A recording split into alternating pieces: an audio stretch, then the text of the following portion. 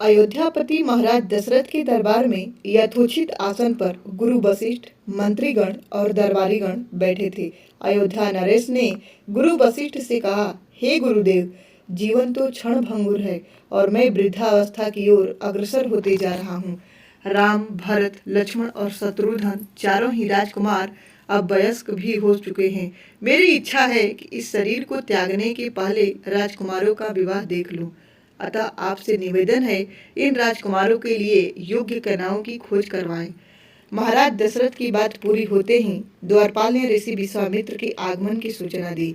स्वयं राजा दशरथ ने द्वार पर जाकर विश्वामित्र की अभ्यर्थना की और आदरपूर्वक उन्हें दरबार के अंदर ले आए तथा गुरु वशिष्ठ के पास ही आसन देकर उनका यथोचित सत्कार किया। कुशल क्षेम पूछने के पश्चात राजा दशरथ ने विनम्र वाणी में ऋषि विश्वामित्र से कहा, हे मुनि श्रेष्ठ, आपके दर्शन से मैं कृतार्थ हुआ तथा आपके चरणों की पवित्र धूलि से यह राज दरबार और संपूर्ण अयोध्यापुरी धन्य हो गई। अब आप कृपा करके आप अपने आने का प्रयोजन बताइए। किसी भी प्रकार की आपकी सेवा करके मैं स्वयं को अत्यंत भाग्यशाली समझूंगा। राजा के विनयपूर्ण वचनों को सुनकर मुनि विश्वामित्र बोले, हे राजन, आपने अपने कुल की मर्यादा के अनुरूप ही वचन कहे हैं। इक्ष्वाकु वंश के राजाओं की श्रद्धा भक्ति गौ, ब्राह्मण और ऋषि मुनियों के प्रति सदैव ही रही है। मैं आपके पास एक विशेष प्रयोजन से आया हूँ। समझिए कि कुछ मांगने के लिए आया हूँ। यदि आप मुझे वांछित वस्तु देने का वचन दे तो मैं अपनी मांग आपके सामने प्रस्तुत करूँ। आपके वचन न देने की दशा में मैं बिना कुछ मांगे ही वापस लौट जाऊंगा।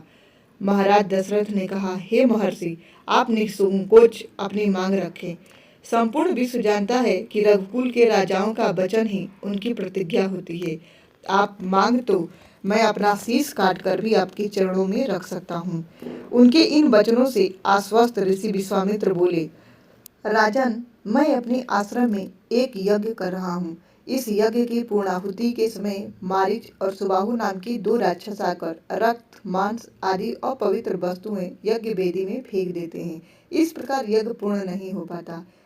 ऐसा वे अनेक बार कर चुके हैं। मैं उन्हें अपने तेज से शाप देकर नष्ट भी नहीं कर सकता, क्योंकि यज्ञ करते समय क्रोध करना वर्जित है।